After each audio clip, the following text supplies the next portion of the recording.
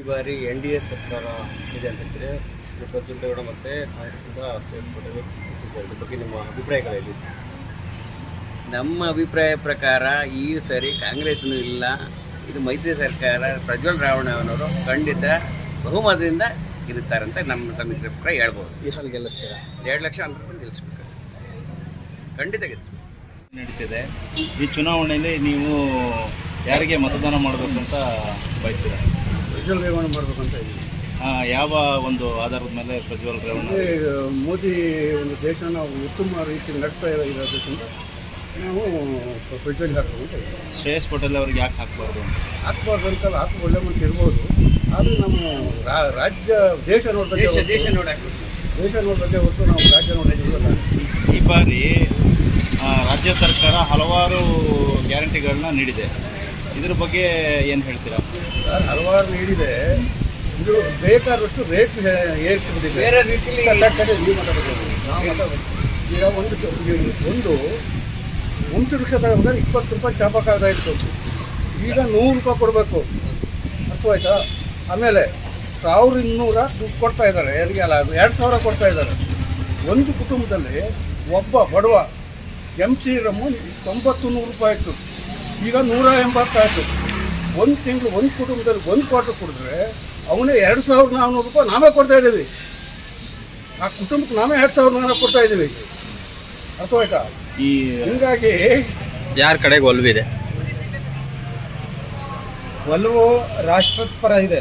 ಪ್ರತಿ ನಾಗರಿಕರು ಇವತ್ತು ಪ್ರಜ್ಞಾವಂತರಿದ್ದಾರೆ. ಇದು ಯಾವುದೇ ರೀತಿ ಗ್ರಾಮ ಪಂಚಾಯತಿ, ತಾಲೂಕ್ ಪಂಚಾಯತಿ ಅಥವಾ ವಿಧಾನಸಭೆ ಎಲೆಕ್ಷನ್ನು ವ್ಯಕ್ತಿಗತವಾಗಿ ಪರಿಗಣಿಸೋ ಎಲೆಕ್ಷನ್ ಅಂತೂ ಅಲ್ಲವೇ ಅಲ್ಲ. ಈ ನಿಟ್ಟಿನಲ್ಲಿ ನೋಡಿದಾಗ ಏನು ನರೇಂದ್ರ ಮೋದಿನ ಕೈ ಬಲಪಡಿಸ್ತೀವಿ ಅಂತ ಏನು JDS ಹೊರಟಿದೆಯಲ್ಲ, ಆ ನಿಟ್ಟಿನಲ್ಲಿ ನೋಡೋದಾದರೆ ನಮ್ಮ ಆಯ್ಕೆಗೆ ಸೂಕ್ತ ಅಭ್ಯರ್ಥಿ ಪ್ರಜ್ವಲ್ ರೇವಣ್ಣನೇ. ಆ ನಿಟ್ಟಿನಲ್ಲಿ ನಾವೆಲ್ಲ ಸಂಪೂರ್ಣ ಏನು ರಾಷ್ಟ್ರದ ಹಿತದೃಷ್ಟಿಯಿಂದ ಒಂದು ಮೈತ್ರಿ ಅಭ್ಯರ್ಥಿಗೆ ಸಂಪೂರ್ಣ ಮತ ಹಾಕೋ ನಿಟ್ಟಿನಲ್ಲಿ ನಾವು ಮಿಂಚೂಣಿಲಿ ಇದ್ದೀವಿ. ನಮ್ಮ ಒಂದು ಕ್ಷೇತ್ರದಲ್ಲಿ ಎಷ್ಟು ಅಂತರದಿಂದ ಗೆಲ್ಲಿಸ್ತೀರಾ ಹಾಸನ ಡಿಸ್ಟಿಕಲ್ಲಿ? ಅಂತರಗಳ ಬಗ್ಗೆ ಯಾವುದೇ ಅಂಕಿಅಂಶಗಳನ್ನ ಯಾರೂ ಇವತ್ತು ಪರಿಗಣಿಸೋಕ್ಕಾಗಲ್ಲ. ಆ ನಿಟ್ಟಿನಲ್ಲಿ ಕನಿಷ್ಠ 1 ಲಕ್ಷ ವೋಟ್ ಮೇಲೆ ತಗೊಳ್ಳೋ ಅಂತ ಎಲ್ಲ ವಾತಾವರಣ ನಮ್ಮ ಕ್ಷೇತ್ರದಲ್ಲಿ ಇದೆ ಅಂತ ನಾನಂತೂ ಭಾವಿಸಿದ್ದೀನಿ.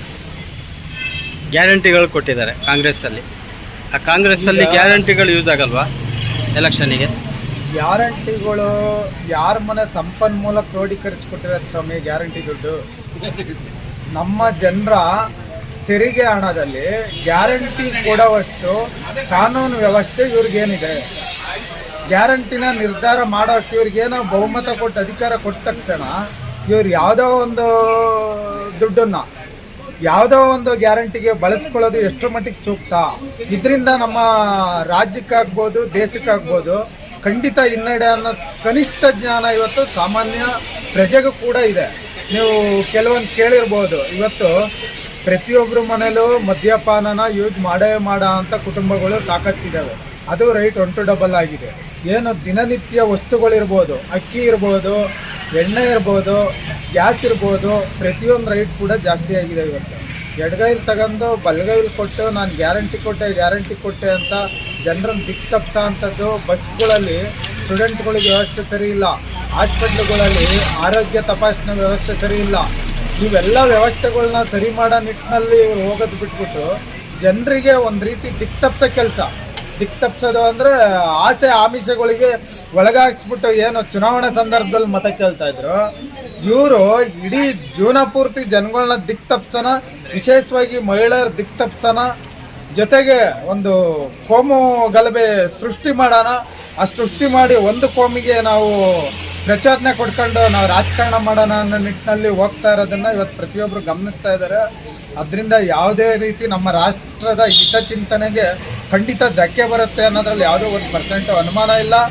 ಇವತ್ತು ಒಬ್ಬ ಕ್ಯಾಂಡಿಡೇಟ್ ಬಗ್ಗೆ ಅಪಪ್ರಚಾರ ಮಾಡೋಕ್ಕೆ ಹೋಗಿ ನಮ್ಮ ನಾಡಿನ ಹೆಣ್ಮಕ್ಳು ಮಾನ ಮರ್ಯಾದೆ ಹರಾಜು ಮಾಡೋ ಒಂದು ನೀಚ ಮನಸ್ಥಿತಿ ಇರೋ ಪಕ್ಷದಲ್ಲಿ ಕ್ಯಾಂಡಿಡೇಟನ್ನು ನೋಡಲ್ಲ, ಪಕ್ಷನೂ ನೋಡಲ್ಲ, ಅವ್ರ ಬಗ್ಗೆ ವಿವರಣೆನೂ ಕೊಡೋಕೆ ಹೋಗಲ್ಲ. ಜನ ಮತ ಹಾಕೋ ಮುಖಾಂತರ ಜನ ಉತ್ತರ ಕೊಡ್ತಾರೆ.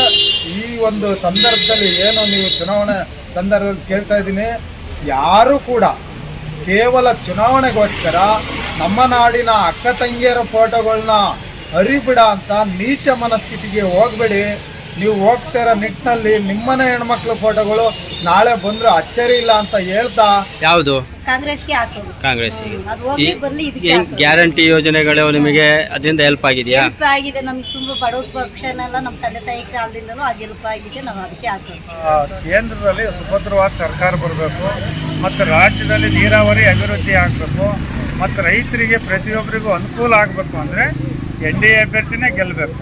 ಕರ್ನಾಟಕದಲ್ಲಿ ಅಪ್ಪಿತಪ್ಪಿ ಕಾಂಗ್ರೆಸ್ ಬಂದಿದೆ. ಅವ್ರು ಗ್ಯಾರಂಟಿ ಏನೋ ಒಂದು ಯೋಜನೆ ಮಾಡಿದ್ರು, ಅನಿರೀಕ್ಷಿತವಾಗಿ ಬಂದಿತ್ತು ಹೊರತು ಈ ನೇರವಾಗಿ ಜನಗಳಿಗೆ ಯಾವುದೇ ಅನುಕೂಲ ಆಗ್ತಾ ಇಲ್ಲ. ಯಾರು ಗ್ಯಾರಂಟಿ ಏನು ಕೇಳಿರಲ್ಲ, ಅವರಾಗೆ ಮಾಡಿರೋದು. ಅಂದರೆ ಅದು ಅಲ್ಲದೆ ಮಹಿಳೆಯರಿಗೆ ಮಾತ್ರ ಮಾಡಿ ಪುರುಷರಿಗೆ ಯಾವುದೇ ಅನುಕೂಲ ಆಗದೆ ಇರೋದು ಭಾಳ ತಪ್ಪದು. ಫ್ರೀ ಬಸ್ಸು ಅಂತ ಕೊಟ್ಟೆಲ್ಲ ಫ್ರೀ ಬಸ್ಸಲ್ಲಿ ಜನಗಳು ಈಗ ಸುಮಾರು ಜನ ಹೇಳ್ತಾಯಿದ್ರು ಅಡುಗೆನೇ, ಕೆಲವ್ರು ಮನೇಲಿ ಅಡುಗೆನೇ ಮಾಡೋಕ್ಕಲ್ಲ, ಫ್ರೀ ಬಸ್ಸು ಅಂತಾರೆ, ಜಾಸ್ತಿ ಸುತ್ತಕ್ಕೆ ಹೋಗ್ತಾರೆ. ಆಮೇಲೆ ಮನೇಲಿ ಒಬ್ರಿಗೊಬ್ರು ಜಗಳ ಆಡ್ತಾರೆ. ಎಲ್ಲ ಭಾಳ ಸಮಸ್ಯೆ ಆಗ್ತಾ ಇದೆ. ಮತ್ತು ಕೇಂದ್ರದಲ್ಲಿ ಸುಭದ್ರವಾದ ಸರ್ಕಾರ ಇಲ್ಲದವ್ರು ನಮ್ಮ ದೇಶಕ್ಕೆ ಮುಂದೆ ಭಾಳ ತೊಂದರೆ ಆಗುತ್ತೆ ಎಲ್ಲ ದಿಕ್ಕಿನಲ್ಲೂ. ಮತ್ತು ಬೇರೆ ದೇಶಗಳಲ್ಲೂ ನಮ್ಮ ದೇಶಕ್ಕೆ ಒಳ್ಳೆಯ ಹೆಸರು ಬಂದಿದೆ. ಆಮೇಲೆ ನಮ್ಮ ರೈತರಿಗೆ ರಾಜ್ಯದಲ್ಲಿ ಅನುಕೂಲ ಆಗಬೇಕು ಅಂದರೆ ನಮ್ಮ ಇದು NDA ಅಭ್ಯರ್ಥಿನೇ ಗೆಲ್ಲಬೇಕು. ಈ ಗ್ಯಾರಂಟಿ ಕ್ಷೇತ್ರದಲ್ಲಿ ಬಿಜೆಪಿ JDS ಹೊಂದಾಣಿಕೆ ಆಗಿರೋದು ಅಪಸ್ವರ ಹೊರಡ್ತಾ ಇದೆ, ಇದ್ರ ಬಗ್ಗೆ ಏನು ಹೇಳ್ತೀರಾ? ಇಲ್ಲ ಜನ ಈ ಕೆಲವು ಲೀಡ್ರು ಒಂದು 2-3 ಜನ ಬೇರೆ BJPಯವರು ಇನ್ನೂ ತಟಸ್ಥವಾಗಿದ್ದಾರೆ, ಒಬ್ಬರು ಇಬ್ಬರು ತಟಸ್ಥವಾಗಿದ್ದಾರೆ. ಆದರೆ ಏನೇ ಆದರೂ ಜನ 90% BJP ದಳದವ್ರ ಮತದಾರರು ಅವರು NDA ಅಭ್ಯರ್ಥಿಗೆ ಮತ ಹಾಕೋದು. ಈಗ ಹೋದ ಸಾರಿ ಕಾಂಗ್ರೆಸ್ಸು JDS ಜೊತೆ ಮೈತ್ರಿ ಮಾಡ್ಕೊಂಡು ಮೋಸ ಮಾಡಿದ್ರಲ್ಲ, ಆ ರೀತಿ ಮೋಸ ನಡೆಯೋಕ್ಕಲ್ಲ. BJP ದಳದಲ್ಲಿ ಆ ರೀತಿ ಮೋಸದ ಕೆಲಸ ನಡೆಯೋಕ್ಕಲ್ಲ. ಓಟನ್ನು 90-95% ಒಟ್ಟಿಗೆ ಹಾಕಿ NDA ಅಭ್ಯರ್ಥಿನ ಗೆಲ್ಲಿಸ್ತಾರೆ. ಎಷ್ಟು ಅಂತರದಿಂದ ಗೆಲ್ಲಿಸ್ತೀರಾ ಈ ಸತಿ ಹಾಸನಲ್ಲಿ? ಕಡಿಮೆ ಅಂದರೂ 2 ಲಕ್ಷ ಅಂತರದಲ್ಲಿ ಗೆದ್ದೇ ಗೆಲ್ಲುತ್ತೆ. ಈ ಬಾರಿ ಪ್ರಜ್ವಲ್ ರೇವಣ್ಣನ ಗೆಲ್ಲಿಸ್ತೀರಾ? ಎಷ್ಟು ಅಂತರದಿಂದ ಗೆಲ್ಲಿಸ್ತೀರಾ? 2 ಲಕ್ಷ. ನಿಮ್ಮ ಒಲವು ಎಲ್ಲ ಯಾರಿಗಿದೆ? ನಾವು ಈ ದೇಶದ ಅಭಿಮಾನಿಗಳು, ಫಸ್ಟು ದೇಶದ ಕಡೆ ಗಮನ ಕೊಡ್ತೀವಿ. ನಂತರ ಪಕ್ಷ ಅಂದರೆ ನಾವು BJP JDS ಮೈತ್ರಿ ಪ್ರಜ್ವಲ್ ರೇವಣ್ಣ. ರೇವಣ್ಣನ ಎಷ್ಟು ಅಂತರದಿಂದ ಗೆಲ್ಲಿಸ್ತೀರಾ ಈ ಸರಿ? ಸುಮಾರು 1.5 ಇಂದ 2 ಲಕ್ಷ ಅಂತರದಿಂದ. ಶ್ರೇಯಸ್ ಪಟೇಲ್ ನಿಂತಿದ್ದಾರೆ, ಅವ್ರ ಬಗ್ಗೆ ಅವರ ಒಳ್ಳೆ ಕೇಳಬೇಕು. ಬಟ್ ಕಾಂಗ್ರೆಸ್ಸೇ ನಮಗೆ ಅಲರ್ಜಿ ಆಗಿದೆ. ಕಾಂಗ್ರೆಸ್ ಅಲರ್ಜಿ ಇರೋದ್ರಿಂದ ಕಾಂಗ್ರೆಸ್ ಪಾರ್ಟಿ ಅಭ್ಯರ್ಥಿನ ನಾವು ಗಣನೆ ತಾಳದೇ ಇಲ್ಲ.